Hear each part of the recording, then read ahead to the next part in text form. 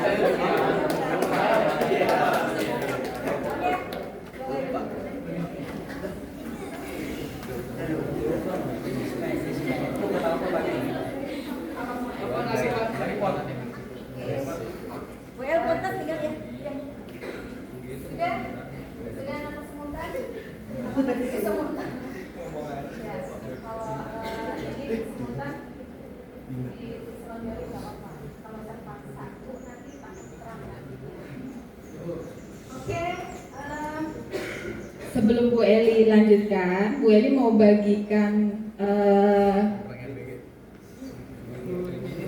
nih ada lembar kerja dan refleksi, minta tolong dibantu Ibu.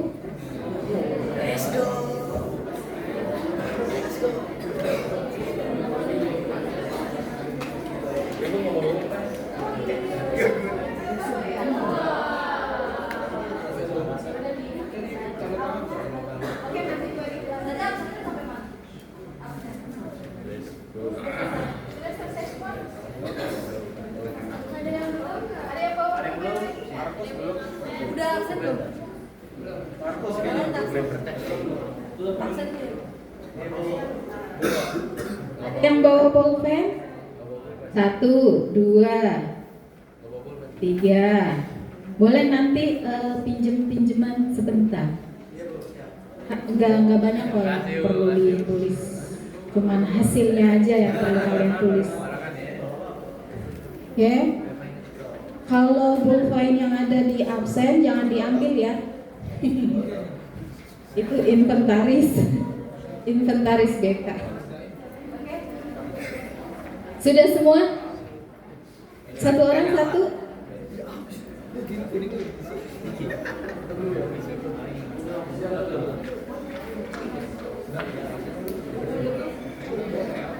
Oke. Mohon perhatiannya. Yuk. Sambil perhatikan ya sebelum kalian mendapatkan lembarnya. Di situ ada lembar kerja yang nanti bisa kalian isi, ya. Kalau tadi Bu nggak bawa pulpen, boleh kalian ingat. Kalau enggak, kalian bawa gadget. Oke, kalau bawa gadget satu-satu, ada yang nggak bawa? Nggak bawa, tapi punya, ditinggal. Ya Allah. Mau diambil apa? Soalnya kamu nanti berarti nggak bisa ngerjain ini.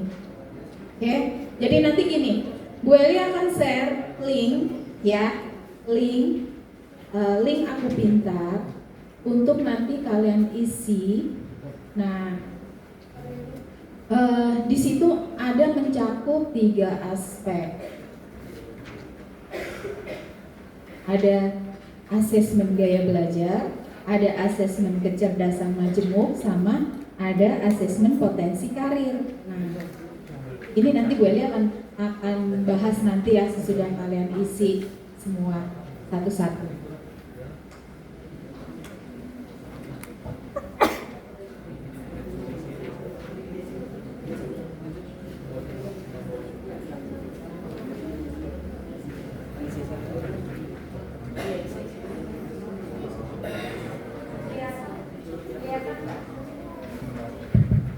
Kelihatan nggak? Enggak. Yang sebelah sini nggak kelihatan ya? Silakan kalian pakai gadget kalian, linknya. Karena kita kan nggak ada grupnya. Kalau misalnya ada grupnya, Bu Eli tinggal share aja. Kalian bisa langsung klik gitu ya. Cuman karena nggak ada grupnya, jadi silakan kalian isi linknya masing-masing.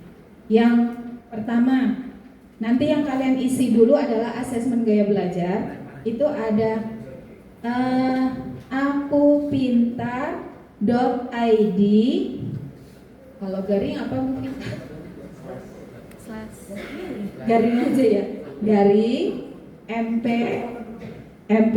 garing tes terus strip gaya strip belajar.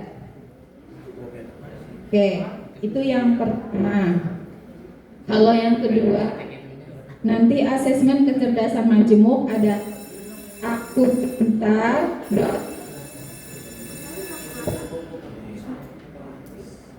akupintar.id garing MP garing tes strip kemampuan. Yang ketiga ada asesmen potensi karir, itu akupintar.id garing MP garing tes garing jurusan strip ya tadi, jurusan strip kuliah. Silakan dikerjakan satu-satu, mulai dari yang gaya belajar dulu. Silakan. Oke? Kenapa?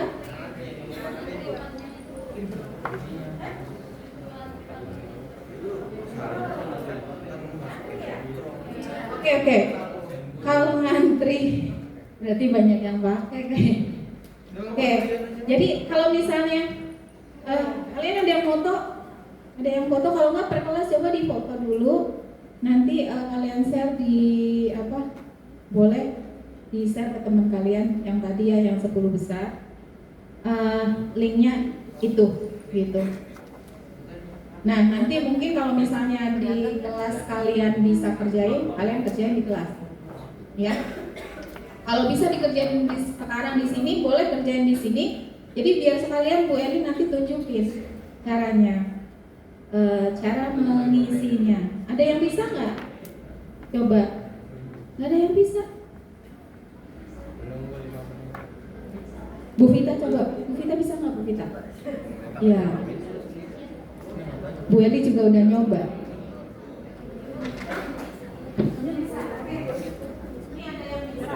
Ada yang bisa nih.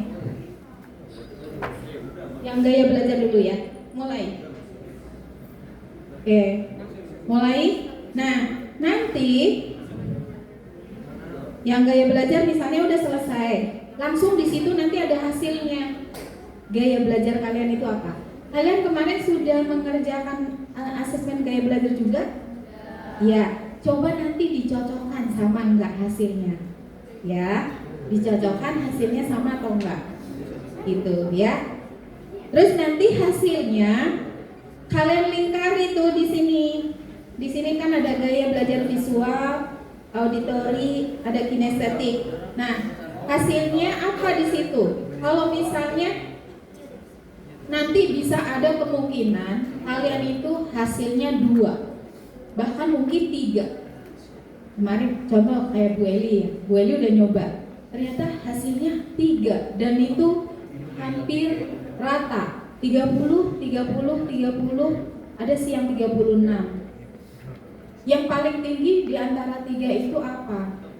Nah, untuk membedakan kalau seandainya Bu, hasil saya itu ada 2 gaya belajar, tulis aja di situ prosentasenya ya.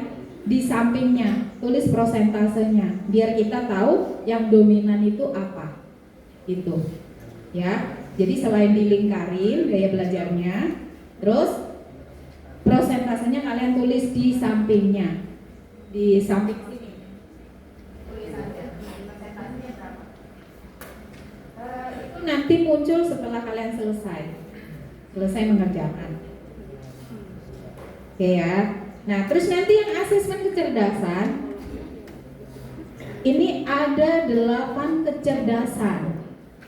Kalian termasuk yang cerdas di aspek apa? Nah, itu nanti ketika kalian mengerjakan asesmen tersebut juga akan langsung ketahuan. Kalian itu cerdas di aspek apa? Bisa jadi misalnya, oh ternyata kamu cerdas logical matematikal. Berarti kayaknya kemampuan numeriknya bagus. Cocok nih kalau yang anak-anak sains yang nanti mau masuk ke teknik seperti itu. Dan yang lain-lain, pokoknya ada 8 kecerdasan. Yang terakhir ada asesmen potensi karir. Potensi karir saya adalah di bidang apa, nanti di situ juga akan langsung muncul hasilnya.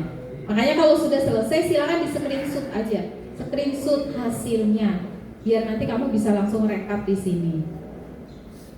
Ya. Nanti ada yang harus kalian isi, strategi itu. Strategi pembelajaran yang efektif buat kalian itu apa?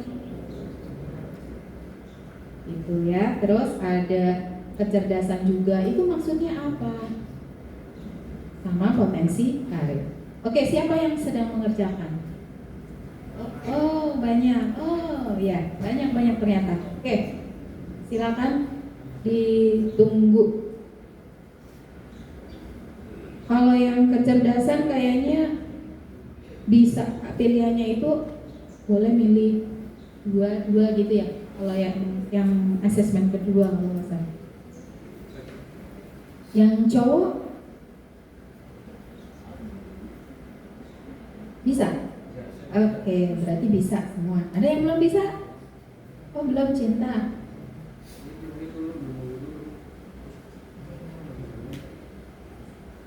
Cinta kenapa belum bisa, Cin? Oh masih nunggu. Berarti ngantri. Ya, harap mengantri. Oke, jangan lupa di screenshot hasilnya. Kalau kalian punya pulpen langsung tulis di situ di lembar kerjanya.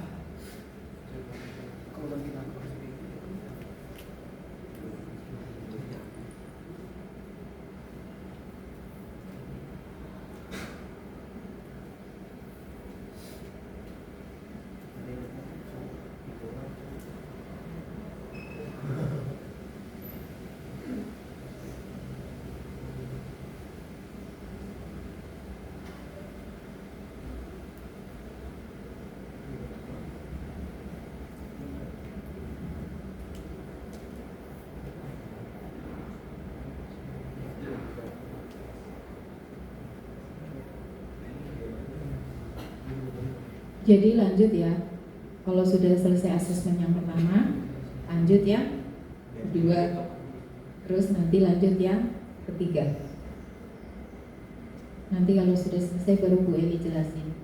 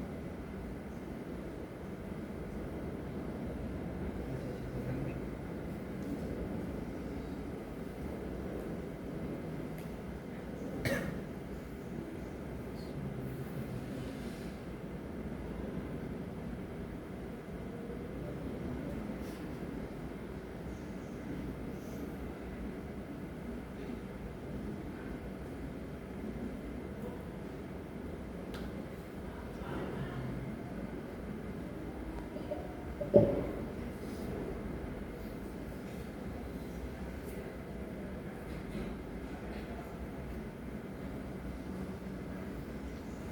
yang kecerdasan kalau nggak salah dia dibolak-balik terus. Jadi untuk mengetahui konsisten nggak.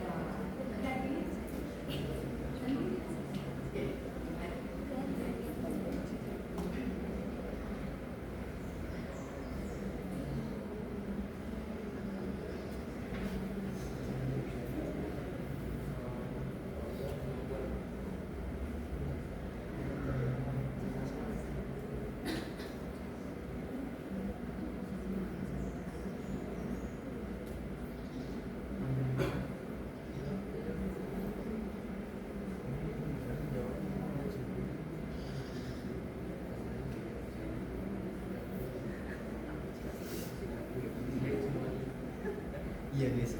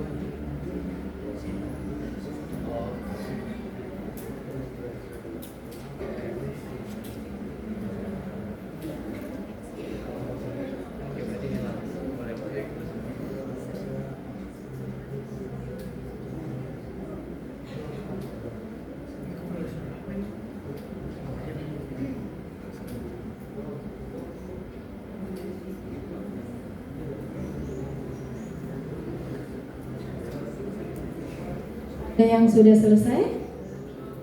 Belum. Oke nih, nyalain kipasnya.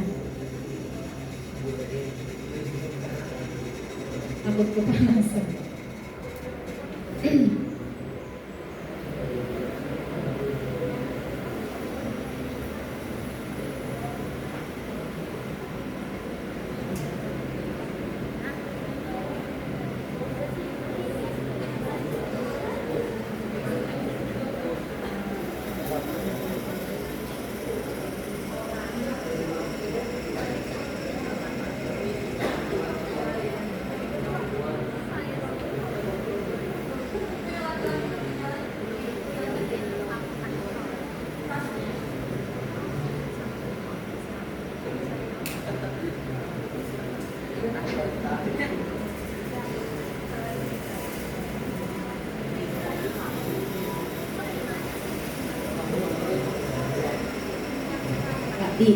Dai itu yang orang yang memberikan dakwah gitu. Kalau nggak salah yang itu harus milih 2 ya. Iya. Pokoknya pilih 2 yang paling kamu sukai apa. Itu bisa berubah-ubah. Pilihlah yang paling di antara yang kamu sukai gitu.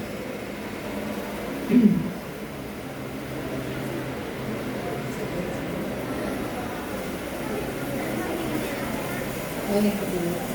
Yang ketiga belum?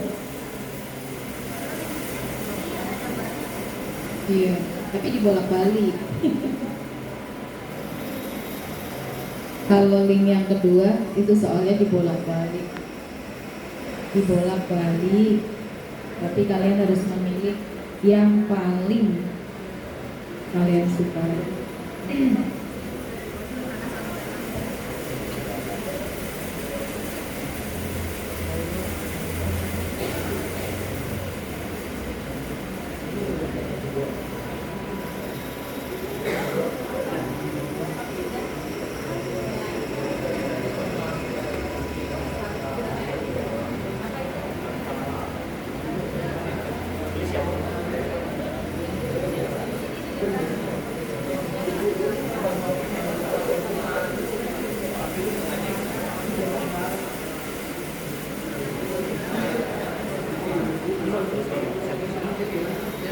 Jangan lupa hasilnya dilingkarin ya di LJK-nya itu.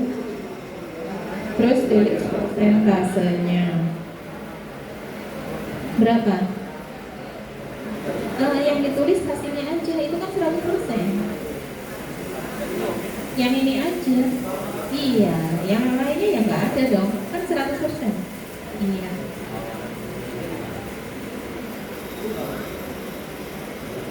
Aku ditulis semua. Enggak, ini berarti 3 aja. Iya, yang ditulisnya 3. Ayo, yang mana? Oke, ini ada yang salah ngisinya. Jadi kalian screenshot. Terus yang kalian rekap, kalian tulis di lembar jawab. Lembar kerjanya ini adalah yang tulisannya hitam. Hasilnya. Contoh, mana? Mana yang udah selesai? Coba. Gue mau kasih tahu. Punyamu aja tadi, yang tadi. Udah ditutup ya? Nih contoh nih. Ini yang keberapa? Yang ketiga. Nih contoh nih. Tes ketiga ya, teman kalian udah. Ini hasilnya. Di situ ada berapa? 6 ya? Nah, ini yang tulisannya, yang kalian rekap itu yang tulisannya jelas, bukan yang berbayang-bayang. Iya, jadi yang kalian rekap ya yang 3 ini, yang hitam gitu ya. Jadi enggak semuanya ditulis, walaupun di dalamnya kan ada yang samar-samar. Nah, yang samar-samar itu nggak usah. Yang ditulis adalah yang tulisannya jelas hitam gitu.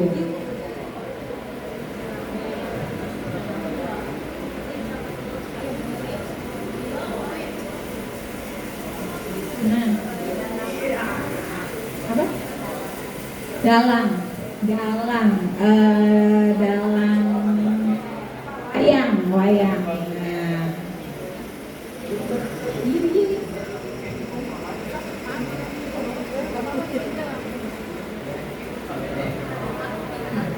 Oke, sudah? Belum? Sudah? Oke, jangan lupa. Ayo, yang itu tes apa? Kecerdasan. Oke, kalau kecerdasan. Nah, ini berarti yang gaya belajar visual, berarti dilingkarin visualnya. Nah, oke, untuk strategi nanti boleh jelasin. Untuk yang ini logika matematika berarti yang kecerdasan. Berarti ini lingkarin tuh yang logika matematika sama intrapersonal. Tuh ada intrapersonal, ada interpersonal, beda ya. Nanti Bu Eli jelasin. Terus yang terakhir ini tes Riasek. Jadi untuk mengetahui potensi karir ini di bidang enterprising sama konvensional. Berarti kamu tulis di situ nanti enterprising sama ya. Oke ya. Jadi yang tes ketiga nanti ditulis juga. Ya. Oke, masih lama nih? Belum selesai.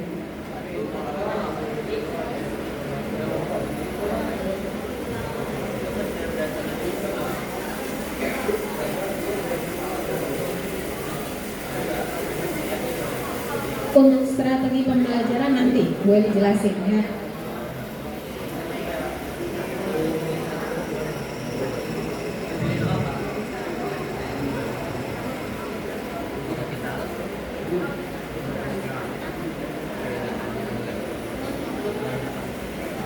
Ini yang cowok yang udah selesai?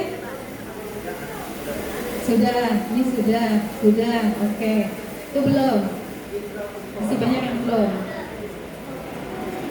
Ini yang depan sudah. Oke, yang belakang belum. Sudah, oke. Ada yang masih serius. Ini sudah, oke. Nanti tinggal rekap ya hasilnya ya.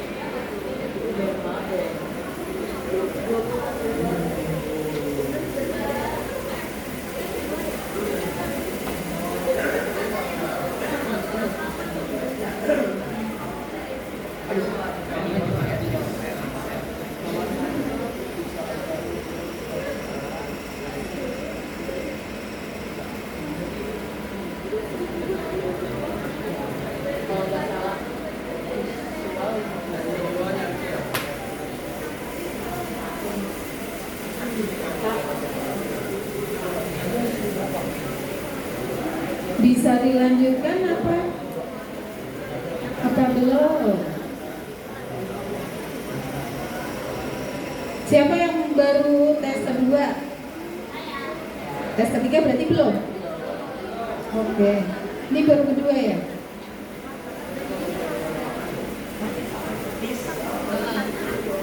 Iya. Distriksuk Roxel Prinsuk. Udah, oke. Sambil ya, yang belum selesai nanti sambil ini, Bu Eli mau jelasin dulu nih. Oke, coba angkat tangan dulu yang sudah selesai semuanya, tiga-tiganya. Oke, berarti yang belum di belakang ya, masih sekitar berapa? 10%.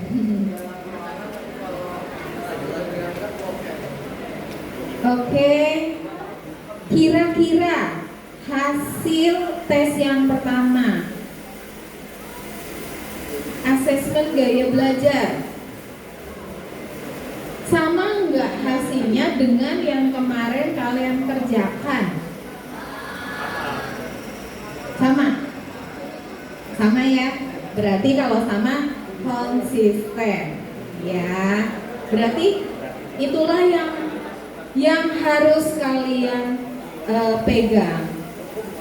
Kalian harus pahami, saya adalah orang auditori, saya gaya belajarnya visual, saya belajarnya kinestetik gitu. Oke ya. Jadi sebelum Bu Eli sampai ke eligible ya, Bu Eli mau cerita ini dulu gitu. Ya. Jadi kalian harus pahami bahwa gaya belajar kalian itu auditori, visual, atau kinestetik, atau bisa jadi dua hasilnya di situ. Tadi di awal Bu Eli sampaikan, Bu Eli aja 3, dan itu hampir rata. 30%, 30%, terus ada yang 36%. Itu kok bisa begitu? Di Bu Eli belajarnya memang harus melihat, iya, harus mendengar, iya, dan harus bergerak, iya, gitu. Kira-kira kalian sudah paham belum? Apa itu gaya belajar auditori, apa itu gaya belajar visual, apa itu belajar kinestetik? Di situ di lembar kerja Bu Eli ada cantumin strategi belajar yang baik itu apa? Kira-kira kalian paham nggak strategi belajarnya? Anak-anak visual, coba kita diskusi. Kalau anak-anak visual, coba yang hasilnya visual. Oke, Bu Eli, wow, ini hasilnya visual. Hasilnya visual. Oke, berarti sebagian besar visual ya. Coba anak visual, bagaimana belajarnya? Bu Eli pengen tahu. Siapa? Kamu apa? Visual.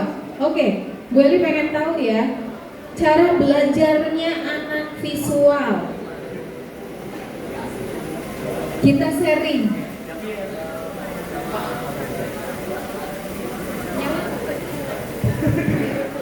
Oke, silakan.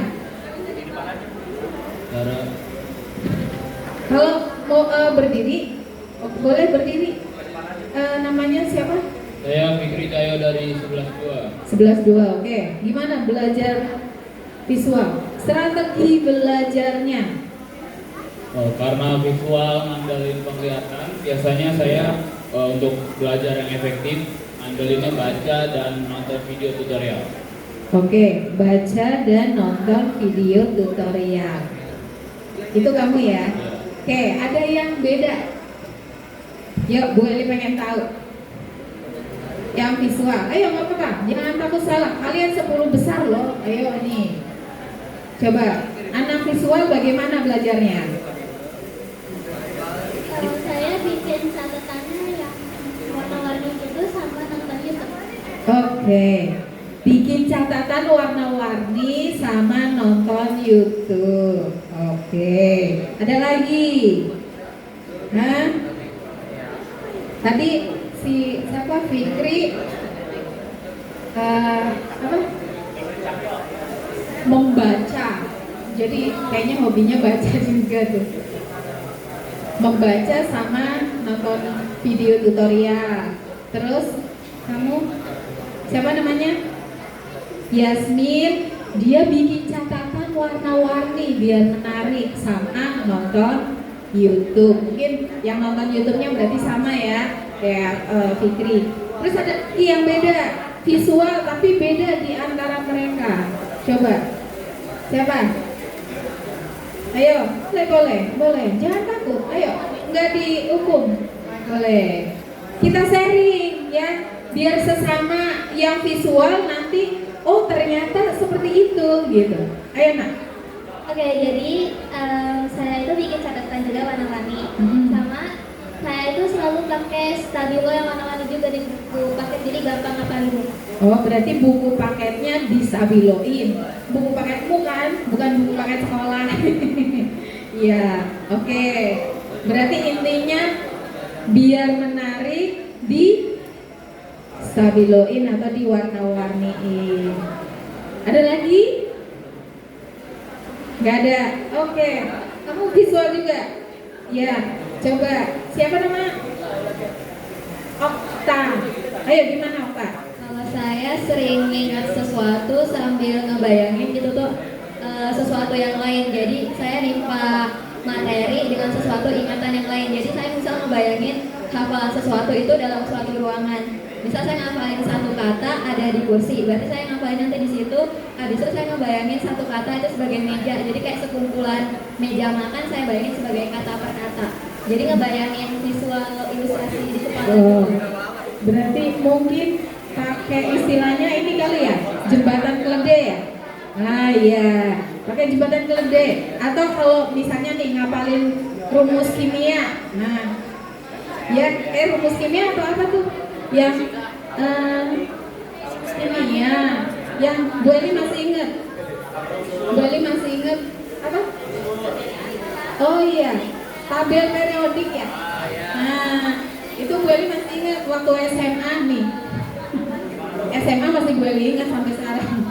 Nih, Bu Eli dikasih tahu guru kimia. Halo. Ya. Begini cara ngapalinnya, yang tabel yang pertama itu yang dimulai dari B, E, gitu ya. Itu di apa pakai jembatan keledai juga. Jadi gini, bebek mangan cacing seret banget rasanya. Kan gue orang Jawa, ya. Jadi seperti itu. Periodik yang pertama itu apa? Siapa yang hafal? Lina kawin Robi CS frustasi. Nah, Lina kawin Ruby cemas frustasi. Itu ada yang bebek mangan cacing seret banget rasanya, kayak gitu. Jadi itu seperti itu. Kayak jadi itu untuk anak visual. Coba yang anak auditori, coba siapa? Anak auditori. Ada nggak auditori? Oh, satu. Ayo, Bu Eli penasaran. Yang auditori belajarnya gimana? Kayaknya langka nih auditori. Yang auditori? Oke. Ayo. Kamu belajarnya gimana? Kita sharing. Kalau aku ya biasanya belajar cuma dari penjelasan guru aja, biasa udah aku ngerti. Tapi biasanya kalau bahasa-bahasa gitu, aku dengerin musik. Contohnya kayak misalnya musik berbahasa Inggris. Jadi aku lebih tahu banyak vocabulary itu dari musik-musik. Terus biasanya apa ya? Perasaan aku juga jadi lebih terbawa gitu loh waktu dengerin lagu. Iya. Berarti buat siapa namanya? Bayu. Buat Bayu kalau belajar sambil dengerin musik bisa? Bisa. Malah lebih happy. Iya. Wah. Mood booster juga sih. Oh gitu. Jangan-jangan belajar di sini pasang headset ya? Iya. Iya. Bisa ya? Bisa. Oke. Ternyata anak-anak auditori seperti itu. Ini ada? Oke, yuk coba kita sharing auditori gimana? Kalau aku biasanya belajar lebih suka sambil diskusi, kayak nanya sama orangnya kenapa sih itu bisa kayak gitu, terus nanti dijelasin sama Iya. orang itu. Aku suka diskusi. Oke. Diskusi ya, Iya, dengan lebih berbicara, dengan Iya. tukar ide, pendapat seperti Iya. itu. Oke. Ada lagi auditori? Nggak ada. Kayaknya auditori langka. Coba yang ketiga, kinestetik. Kinestetik Roser. Oh, siapa Alpon? Bener ya? Namanya Alpon ya? Ya. gimana kinestetik? Kinestetik ya, kalau saya itu sistem belajarnya itu saya modalkan diri sendiri, modal nekat gitu lah. Kalau mau belajar bahasa, saya lebih suka sendiri. Misalnya kalau mau belajar bahasa itu saya nggak suka nonton tutorial YouTube, nggak suka baca buku, saya lebih suka langsung ngomong sama orang bule misalkan gitu. Saya lebih suka langsung ngobrol. Kalau rakit misalkan ada pandu, saya beli alat elektronik itu saya lebih suka coba sendiri supaya kalau ada kesalahan saya bisa langsung perbaiki. Jadi saya di prinsip saya itu supaya saya bisa, saya harus mencoba. Harus mencoba dan harus salah. Gitu. Oke, berarti praktek langsung intinya. Terus siapa lagi kinestetik? Roxel. Yo, coba Roxel gimana? Ayo belajar dari Roxel. Sama Alpon. Sama sih, cara belajarnya juga nggak bisa diem, jadi harus jalan atau enggak harus gerakin apa dulu biar bisa masuk ke otak gitu. Harus gerakin apa? Biasanya taman sih tuh kayak megang pensil. Roxel kalau di kelas suka jalan-jalan nggak? Pindah-pindah bangku gitu. Kalau lagi ada gurunya pernah nggak ditolong Kalau ada gurunya enggak. Oh, nggak berani. Tapi kalau gurunya tahu, nanti bisa memahami, oh karena Roxel Alpon anak kinestetik harama. Oke ya, itu tadi sharing dari teman-teman kalian. Sekarang Bu Eli mau nunjukin ya. Nih, strategi pembelajaran yang efektif.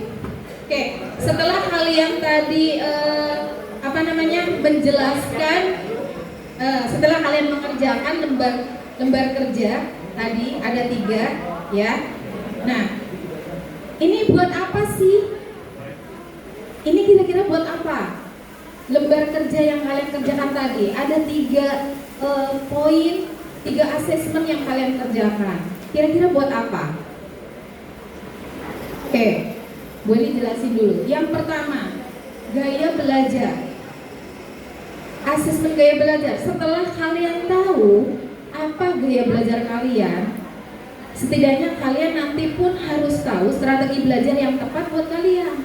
Plus, ini nanti sebagai masukan Bapak Ibu guru juga, ketika mengajar kalian itu harus bagaimana? Contoh kayak tadi, misalnya Bu Eli tanya ya, Roxel, ketika lagi belajar kamu jalan-jalan nggak? Gitu. Kalau Bapak Ibu gurunya tahu Roxel anak kinestetik, beliau akan maklum, gitu, nggak akan marah, gitu. Kenapa? Karena memang anaknya harus bergerak.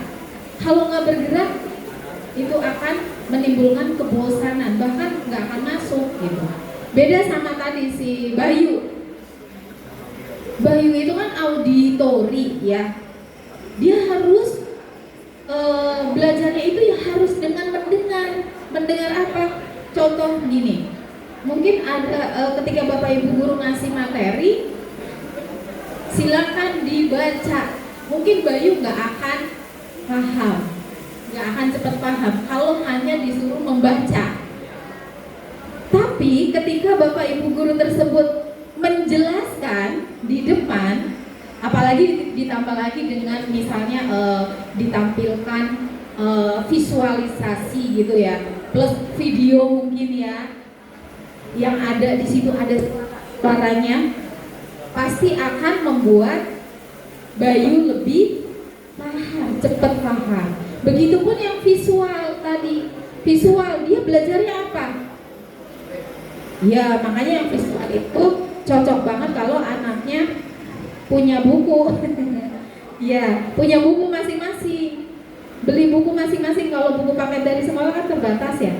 Nah, beli buku sendiri, nanti sama sama kalian warnain tuh poin-poin penting. Terus bikin ringkasan. Kalau Bu Eli dulu waktu SMA ya, bikin ringkasan gini. Ketika ada poin-poin penting, misalnya halaman 10 ada poin penting, setelah diwarnain, kita bikin catatan kecil, kita masukin di buku catatan. Jadi buku catatan itu kan bisa diselipin ya, diselipinlah di situ. Jadi ketika belajar kita nggak perlu baca banyak berlembar-lembar gitu nggak, tapi kita tinggal baca catatan-catatan kecil tadi atau yang diwarnain tadi seperti itu. Oke ya. Nah, ini setelah kalian tahu gaya belajar kalian apa, diharapkan kalian bisa mengevaluasi. Oh, selama ini belajar aku salah. Misalnya, kenapa prestasi kamu tidak maksimal? Halo? Ayo, yang lain perhatikan dulu. Hadap sini semua. Jadi kalian bisa evaluasi. Kalau kalian tidak memahami itu, nanti yang ada adalah belajar kalian atau strategi belajar kalian itu akan salah. Kalau udah salah, pastinya prestasi kalian tidak akan optimal atau tidak akan maksimal, gitu. Contoh, selama ini belajar dari Bapak Ibu guru, katakanlah misalnya hanya membaca saja, kalian bisa ke Bapak Ibu guru tersebut misalnya gini, Ibu maaf saya belum jelas, bisa dijelaskan lagi di bagian yang ini misalnya, seperti itu, gak apa-apa. Ini buat yang auditori, berarti apa? Dia akan terbantu ketika Bapak Ibu guru tersebut menjelaskan, gitu. Ya, terus yang kinestetik mungkin, biologi itu, kimia. Ayo, ini belajar tentang makhluk hidup misalnya. Bisa nggak sih contoh di sini di sekolah kita kan memang labnya juga lagi ditata ulang ya. Jadi mungkin kalian belum bisa praktek-praktek seperti itu. Yang bagus sebenarnya buat anak kinestetik ketika belajar makhluk hidup ya kamu harus ngadepin contoh gini. Makhluk bersel satu misalnya gitu, caranya gimana? Ayo praktek. Besok kamu bawa misalnya air dari sawah yang ada tanaman padinya. Nah, itu kalian bawa ke lab, nanti dilihat pakai mikroskop. Di situ kalian akan tahu, oh ini makhluk bersel satu. Misalnya ya, di situ ada paramecium, ada euglena dan lain-lain. Atau yang lain nih, kayaknya yang misalnya belajar tentang simbiosis. Nah, di sini banyak. Kalau menurut Bu Eli ya, di SMA 4 itu lab hidupnya itu banyak. Kalian lihat coba, Bu Eli kalau upacara itu suka melihat tuh. Suka melihat di lapangan. Di situ kan banyak pohon-pohon ya. Itu sebenarnya lab hidup. Kenapa? Karena di situ ada parasitisme, ada simbiosis. Contoh di pohon-pohon besar di situ ada kalau nggak salah ada tumbuhan yang nempel-nempel itu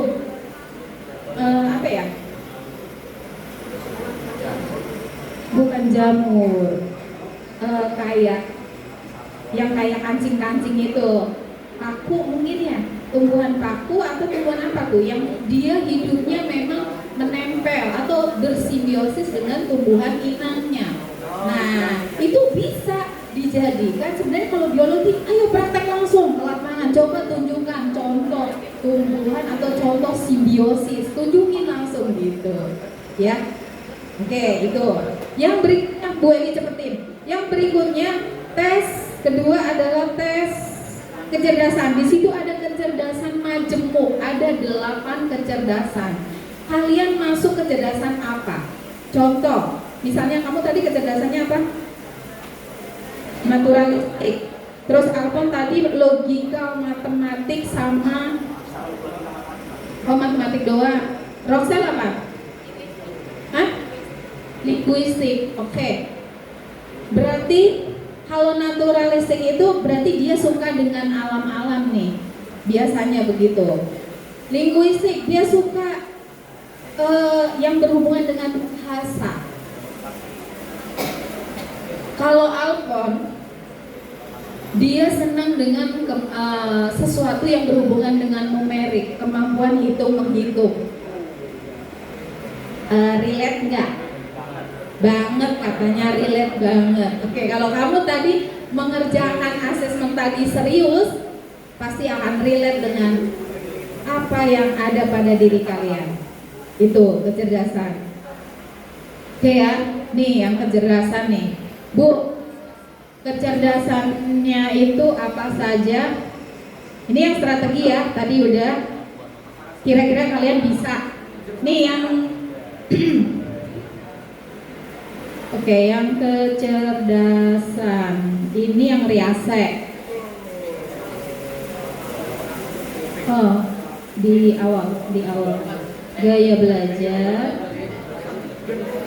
Nih, cerdas. Contoh tadi ada linguistik tadi ya. Nih,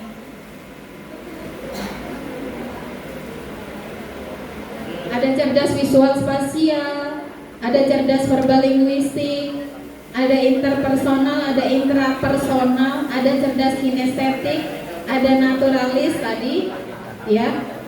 Tuh, tertarik pada mapel, botani, biologi, zoologi enggak? Tadi yang naturalis. Logis matematik tuh, keterampilan problem solving, gitu. Sama musikal berarti dia senang terhadap seni ya. Oke, nanti kalau pengen lebih dalam lagi kalian boleh atur jadwal buat konsultasi ya. Oke, gue ini sekilas aja nih. Terus yang terakhir yang ini, yang riasek. Oke, nih yang riasek. Oke, Bu Eli kembali ke tadi masalah eligible. Kira-kira tes yang ketiga ini sangat-sangat berperan penting untuk kalian, untuk membantu mengarahkan kalian nanti di kelas 12. Kenapa? Kalian lihat tadi Bu Revi sudah ngasih contoh ya. Bu Revi sudah ngasih contoh. Kakak kelas kalian itu banyak yang memilih jurusan itu tidak sesuai dengan passion, gitu. Tidak sesuai dengan passion. Dia mungkin belum memahami passion dia itu di bidang apa. Nah, itu bisa terbantu di tes ketiga, asesmen yang ketiga. Halo? Di tes ketiga kalian tolong perhatikan. Kalau misalnya di situ ada 2, berarti 2 bidang itu yang cocok dengan kalian. Misalnya Bu ada 3, berarti 3 bidang itu yang cocok dengan kalian. Bidangnya apa saja? Di situ contoh ya. Nih. Contoh. Ada yang di bidang realistik? Ada nggak? Ada contohnya nih. Ciri-cirinya suka bekerja dengan tangan, alat, mesin atau hewan, praktis, konkret, suka aktivitas fisik, ya. Terus memecahkan masalah nyata, cenderung menghindari pekerjaan yang membutuhkan banyak interaksi sosial atau pemikiran abstrak.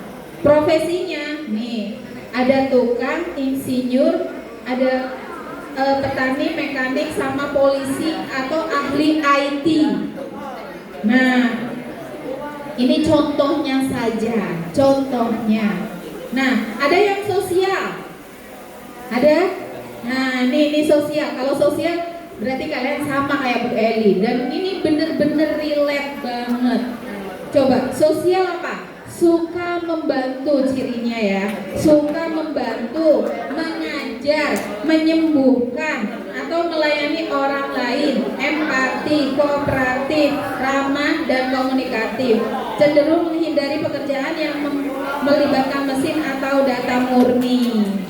Contohnya guru, konselor, perawat, pekerja sosial, psikolog, pelatih. Cocok kan? Bu Eli cocok.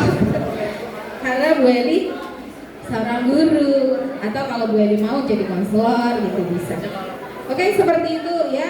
Jadi nih, halo. Tolong hasil ini kalian simpan. Terus kalau perlu sebagai bahan nanti kalian konsultasi atau sebagai bahan kalian mengarahkan diri. Nanti kira-kira jurusan yang cocok buat aku pas nanti mau melanjutkan adalah apa? Gitu. Jadi tolong jangan sampai hilang. Hasilnya kamu simpan. Terus nanti kalau misalnya kalian insya Allah kelas 12 ketemu Bu Eli, gitu ya. Cuman ya itu tadi, kalau Umer sekarang BK nggak masuk kelas, jadinya apa? Ya udah konsultasinya biasanya kita janjian. Bu, aku mau konsul by chat ya. Bu, aku mau konsul, oke. Ayo mau kapan? Di sekolah gimana? Gitu. Seperti itu ya, karena BK nggak masuk kelas sekarang. Jadi kalian yang harus aktif, oke? Ya, jadi bawa itu. Nanti kita, jadi harapannya adalah setelah kalian tahu, setelah kalian mengerjakan tes riaset ini atau tes tadi yang ketiga, kalian nanti tidak bingung setelah lulus mau ngambil jurusannya apa. Seperti itu. Harapannya seperti itu ya. Dan untuk contoh-contohnya itu banyak. Jadi nggak, misalnya kayak sosial itu cuman itu doang. Enggak, banyak hal-hal yang berhubungan dengan sosial itu banyak. Itu hanya contoh sebagian aja. Berikutnya, ya, setelah tahu potensinya, setelah tahu passion kalian, harapannya nanti kalian bisa mengarahkan. Kira-kira nanti aku mau kuliah ngambil jalur apa? Setelah jurusannya udah, jalurnya mau apa nih? Nah, harapannya seandainya nih, ini kan tadi kata Bu Revi eligibelan ya. Semoga nanti jadi eligible beneran. Kelas 11 dan 12. Kalau kalian nanti masuk peringkat 40% siswa terbaik di jurusan, di IPA maupun di IPS, kalian udah pasti nanti dipastikan eligible. Syaratnya apa? Eligible yang sekarang, kalau misalnya kalian mau ikut senam BP, harus mengikuti tes TKA plus tambahin, jangan cuma TKA aja, tapi tambahin sertifikat. Roksel udah banyak tuh. Maaf ya Bu Eli, apalnya Roksel. Karena maksudnya Bu Eli sering denger gitu berita Roksel habis lomba ini juara gitu. Nah, coba tambahin, jangan cuma Roksel aja. Yuk, yang lain juga, ya. Silakan kalian ikut kompetisi-kompetisi yang diselenggarakan offline. Sekali lagi, oke lah kalau misalnya kalian mau ikut online tapi itu diselenggarakan oleh Puspresnas, nggak apa-apa, karena Puspresnas itu resmi. Tapi kalau yang lain offline, contoh gini. Mohon maaf karena Bu Eli kan koordinator BK plus BK kelas 12 ya. Jadi Bu Eli kalau misalnya ada kompetisi-kompetisi memang share-nya itu ke kelas 12. Untuk kelas 11-nya karena Bu Eli nggak ada grup, nggak ada kontak, jadi Bu Eli nggak share gitu. Padahal sebenarnya kalian bisa ikut. Contoh kemarin dari beberapa perguruan tinggi ada event kompetisi. Nah, sebenarnya kalian bisa ikut, contoh ya, dari UPH, dari Esa Unggul, kemudian dari apalagi tuh yang di Gading Politeknik,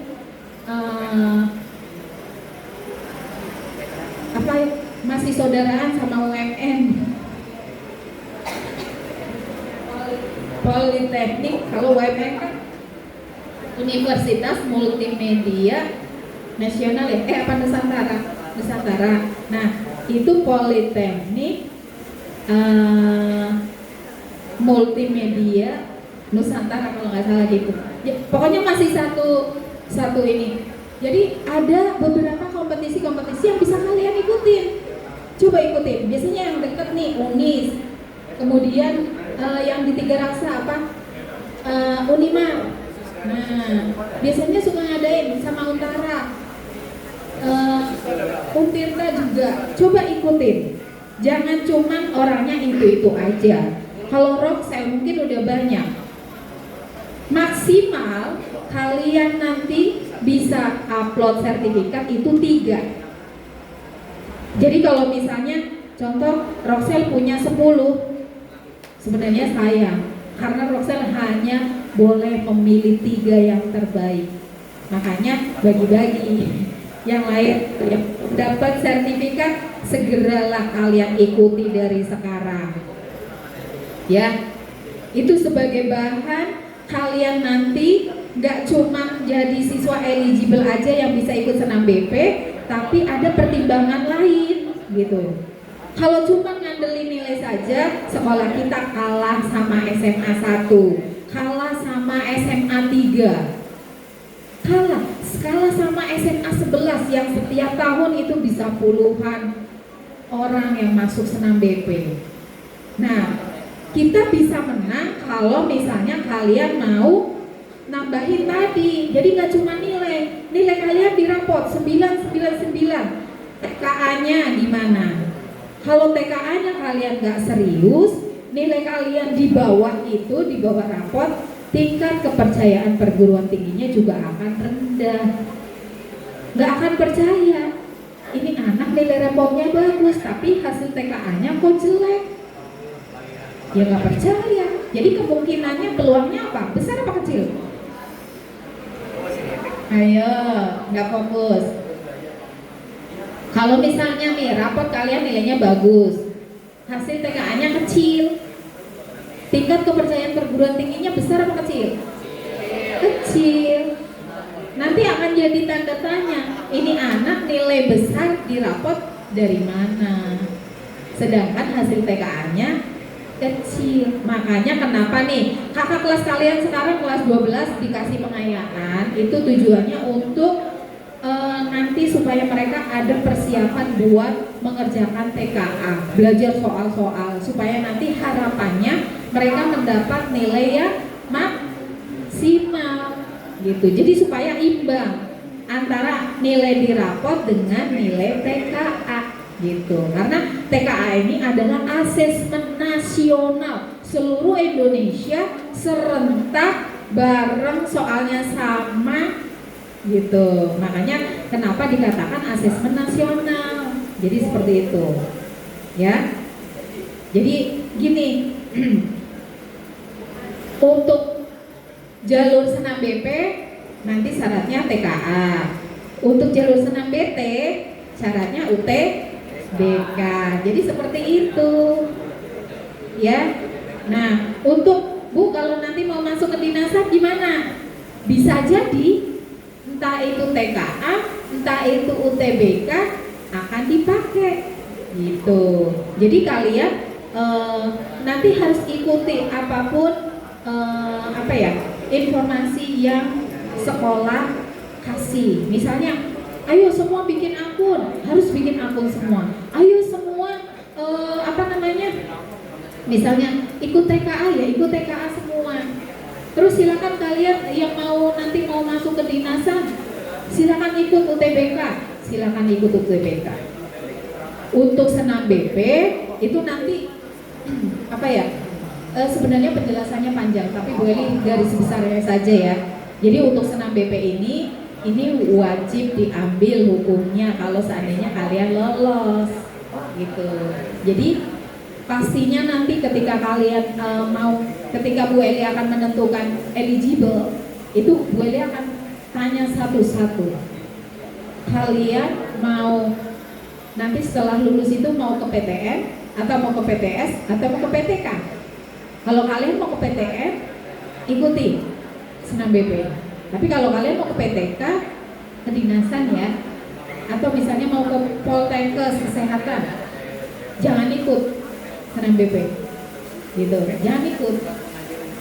Jadi yang boleh ikut yang mau ke perguruan tinggi negeri, universitas, institut di bawah Kemendikbud. Kalau yang di bawah, Bu aku mau yang di bawah Kementerian HAM, aku mau yang di bawah Kementerian Perindustrian, itu udah beda lagi jalurnya nanti. Ya, ada jalurnya, contoh jalur yang vokasi industri, Jarvis, ya itu. Atau misalnya kalau yang di Poltekkes ada Simama, seperti itu. Ada dulu itu PMDK, seperti itu. Macam-macam. Jadi jalur masuk perguruan tinggi itu macam-macam. Harapannya kalian kalau seandainya nanti bisa konsisten, kalian istiqomah, nah, tetap masuk 10 besar sampai kelas 12, berarti kalian nanti tinggal memutuskan saja di kelas 12 kalian mau ikut senam BP atau tidak, gitu aja.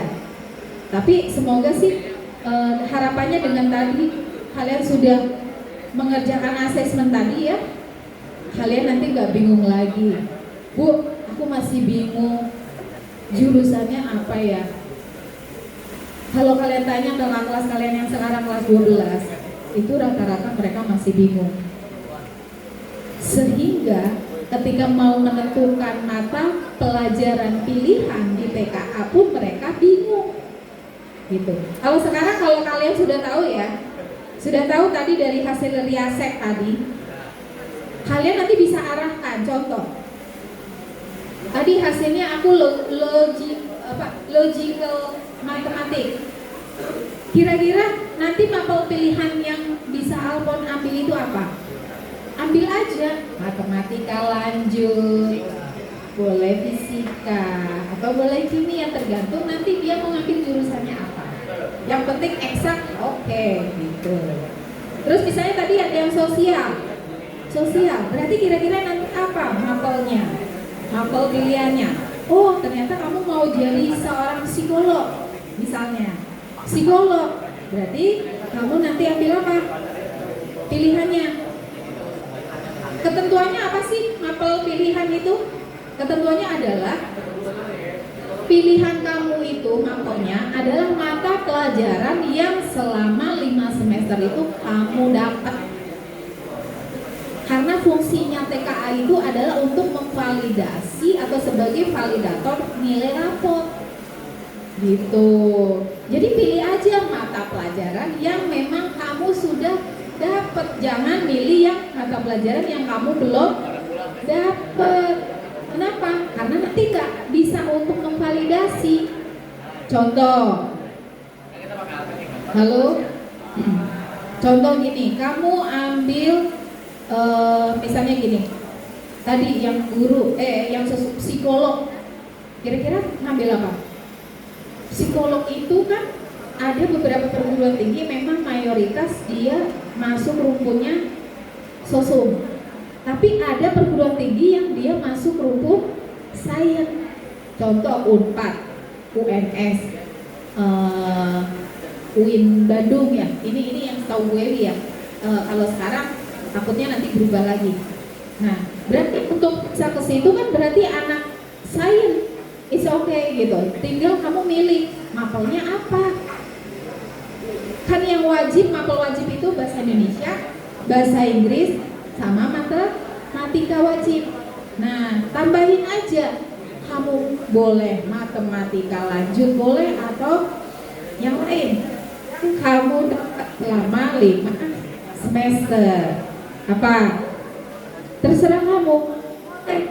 Di antara mapel jurusan, mau biologi boleh, biasanya psikologi tetap masuk biologi boleh. Jadi ambil matematika lanjut sama biologi gitu. Kalau misalnya tadi di apa? Misalnya hasil riaseknya atau tes ketiganya tadi misalnya apa ya tadi ya? Yang naturalis. Nah, mungkin tadi ya tertarik dengan botani, zoologi seperti itu. Nah, berarti kamu pilih ya. Nanti mapel pilihannya itu ya yang berhubungan dengan itu juga. Boleh biologi, boleh kimia, boleh matematika lanjut juga. Gitu. Seperti itu. Yang humaniora juga sama. Oh iya, boleh. Oke. Jadi seperti itu. Ada pertanyaan? Boleh. Bu Eli kasih aku pertanyaan. Boleh bertanya atau boleh mau sharing, silakan.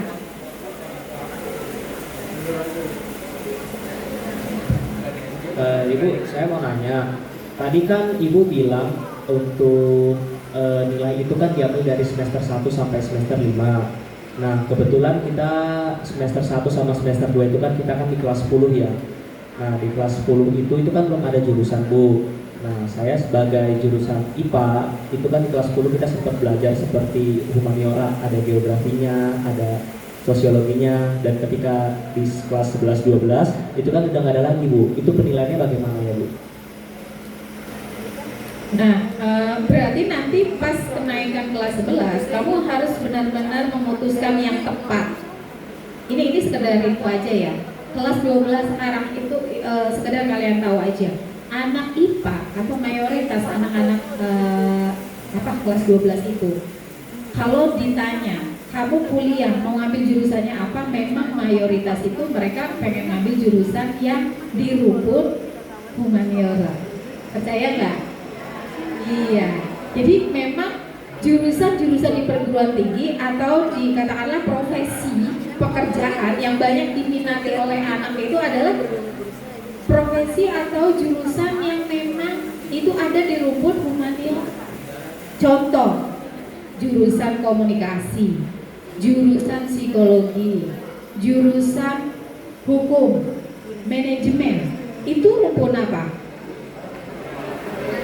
Humaniora. Sedangkan anak IPA atau anak sains itu banyak yang pengen ngambil jurusan itu. Makanya kadang kalau kita ngobrol ya, lagi diskusi sama anak-anak yang humaniora suka begini, Ibu ngapain sih anak IPA pada milih jurusan IPS gitu, suka seperti itu. Ibu emang gak dikasih tahu ya Bu, anak-anak IPA udah jangan pada milih yang jurusan IPS gitu. Jadi mungkin gini, buat anak humaniora itu seperti jadi kompetitor gitu, jadi saingan.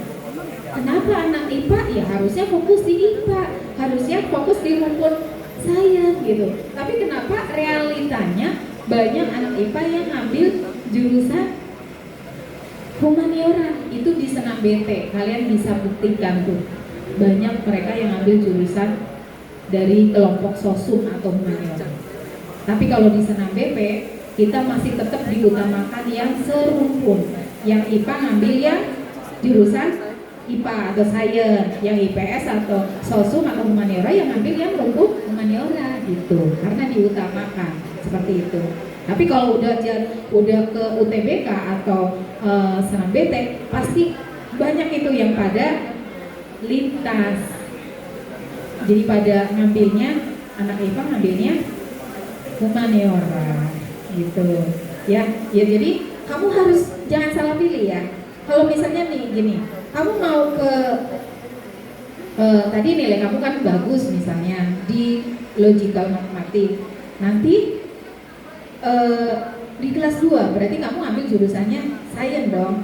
Iya, sains. Otomatis ya jangan ngambil jurusan jangan ngambil mapel yang tadi, yang kamu dapat tadi, yang humaniora apa? Geo, eko, apa sosio gitu. Jangan. Nah, buat yang mau ke humaniora berarti ambillah itu, karena nanti di kelas 11-12 pasti akan ketemu mapel itu kan. Sedangkan yang mapel sainsnya kamu enggak. Jadi biar linear terus. Biar nilai kalian itu aman. Enggak ada bolong. Gitu. Biar dapat. Yang kita sayangkan di sekolah ada jurusan bahasa. Ya, jadi ada bahasa Jepang kan?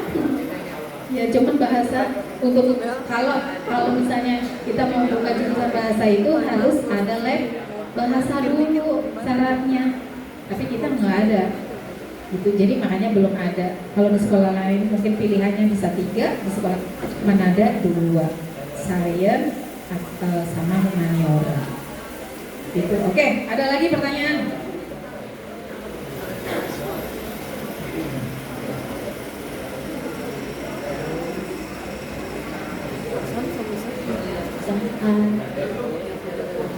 Itu saya mau nanya, kan tadi kita kan belum merasakan semua tantangan-tantangan terbesar yang bakal kita hadapi ke depannya. Jadi kayak kita tahu tadi yang di depan sudah menjelaskan kalau sebenarnya tantangannya itu di bagian menyelaraskan kemampuan dan keinginan kita ya Bu. Tapi selain itu pasti kan banyak tantangan-tantangan terbesar yang nanti bakal kita hadapi. Saya pengen tahu apa aja sih Bu tantangan-tantangan terbesar selain itu, sehingga sekiranya kita bisa mewanti-wanti sebelum hari yang akan datang.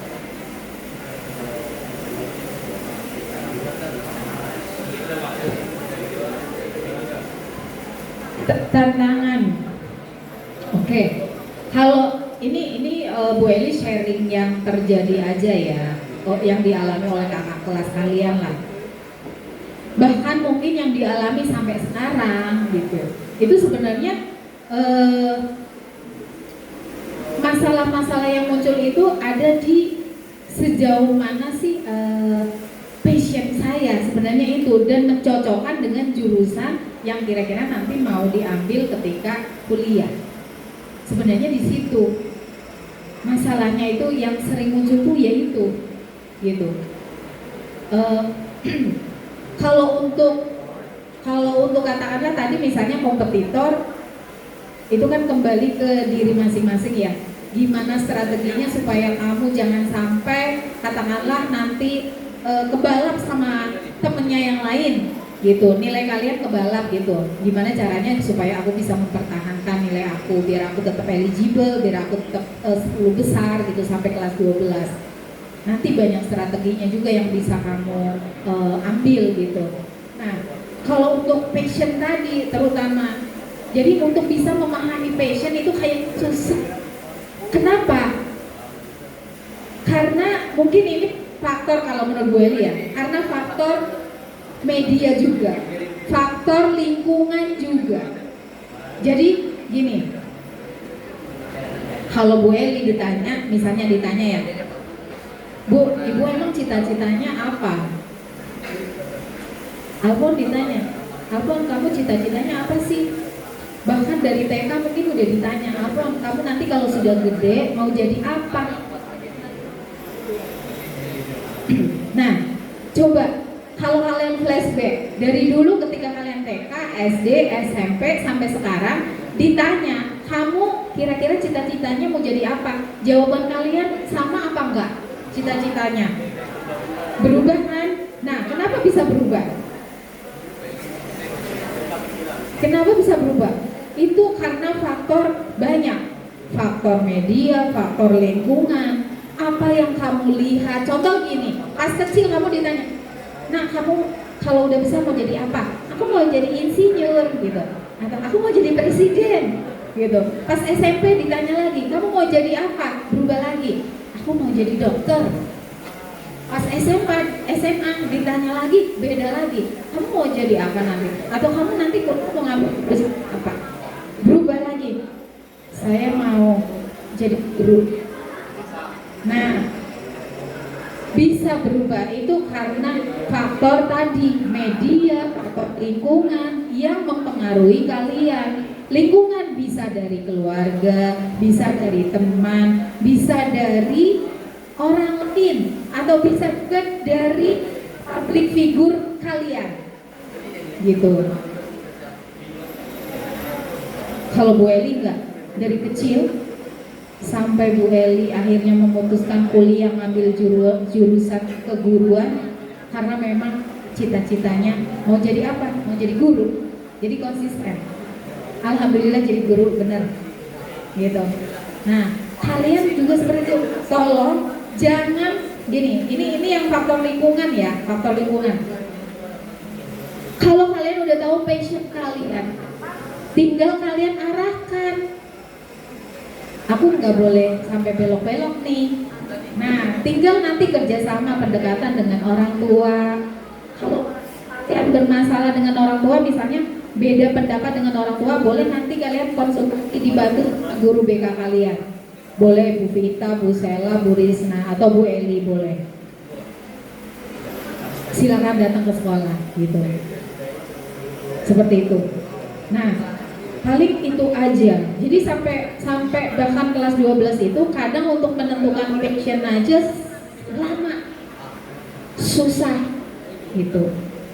Nah, nanti tinggal kalian sebenarnya kalau sudah tahu passion, tinggal ngarahin aja, udah strategi gimana supaya aku bisa mendapatkan impian aku itu.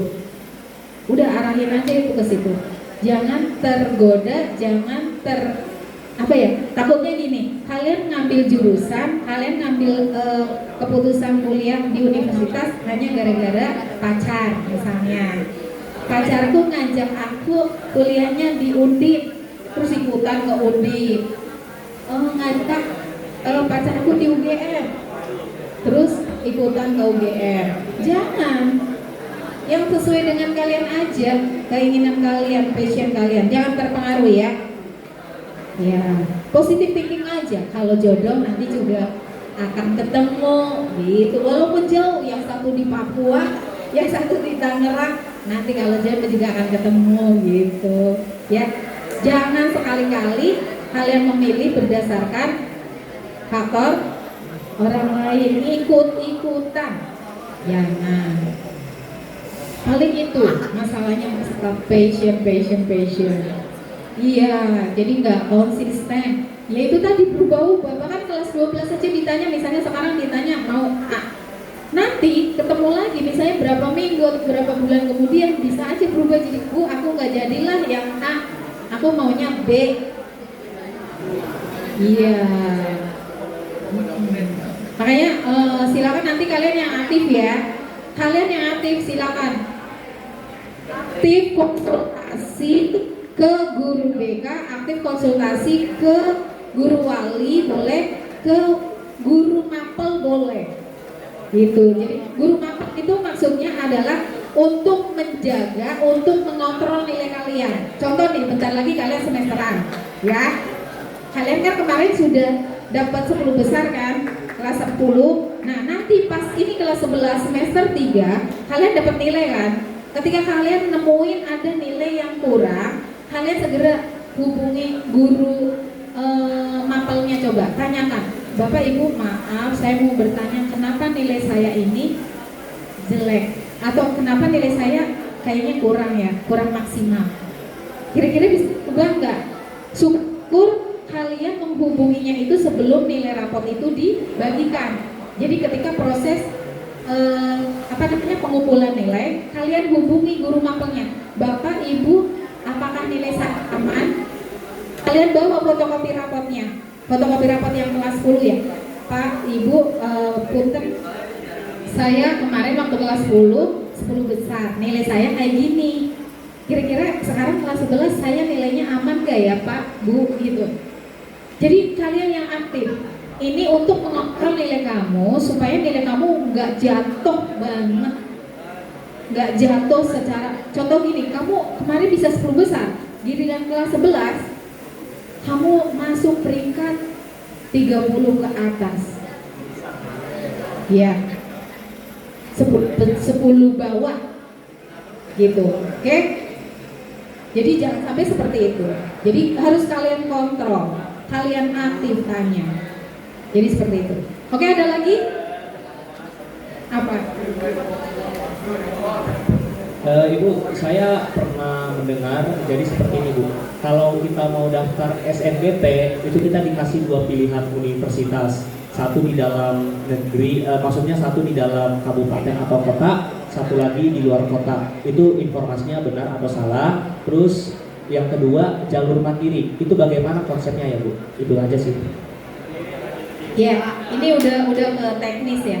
Jadi kalau untuk senam BP, memang aturannya itu boleh milih 2 dengan syarat yang satu PTN itu harus berada di dalam provinsi atau satu provinsi. Tapi Bu Eli selalu menyampaikan ke anak-anak yang ikut senam BP, kalian nggak usah pilih 2, pilih 1 saja. Kenapa?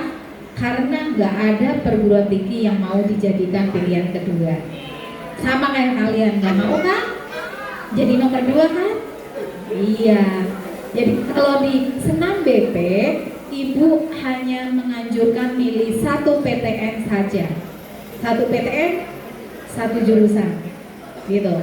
Dan selama ini yang terjadi, mereka yang lolos juga selalu lolos di pilihan 1 itu. Kenapa pilihan 2 enggak? Sekali lagi, nggak ada perguruan tinggi yang mau dijadikan pilihan kedua, gitu ya.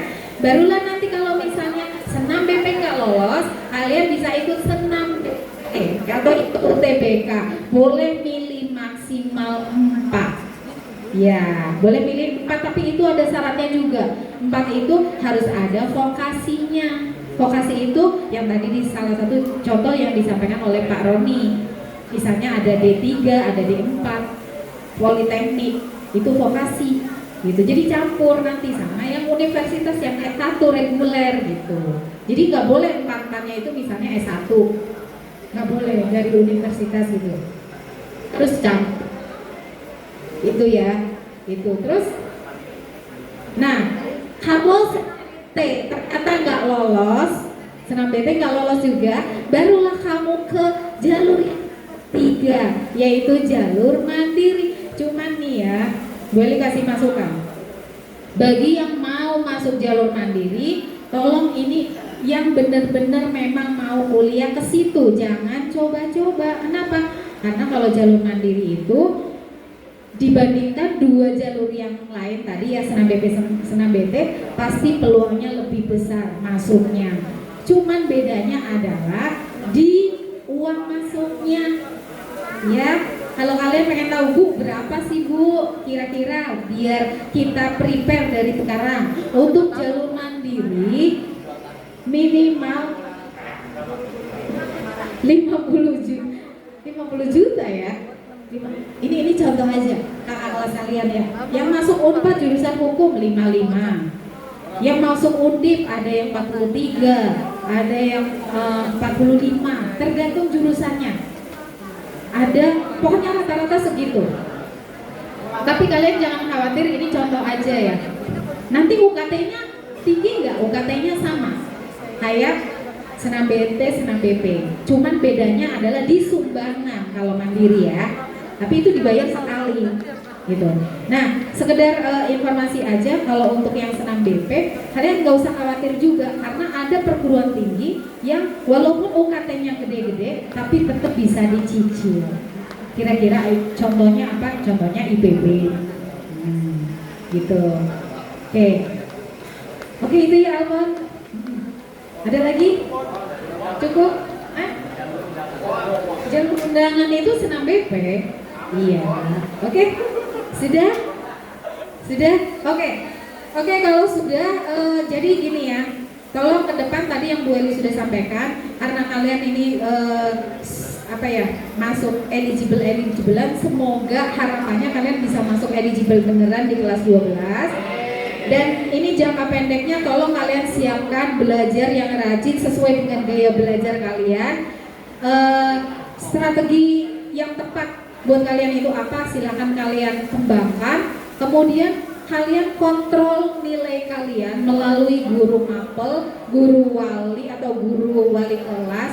Tanya langsung aman atau tidak gitu ya, supaya nanti kalian bisa pantau nilai kalian itu di rapot semester 1 sampai semester nanti 5 itu tidak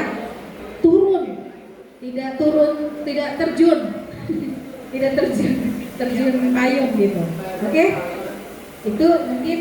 Plus tadi yang ketiga adalah silakan mulai dari sekarang berlomba-lomba, berkompetisi, ikuti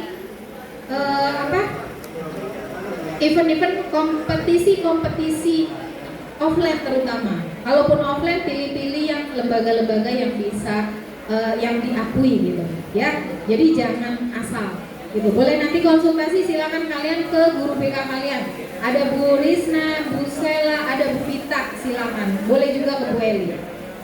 Oke, mungkin itu saja, kurang lebihnya Bu Eli mohon maaf. Terima kasih atas waktunya kalian, terima kasih atas perhatiannya. Silakan kalian kembali ke kelas, lanjutkan aktivitas kalian. Bu Eli cukupkan. Assalamualaikum warahmatullahi wabarakatuh.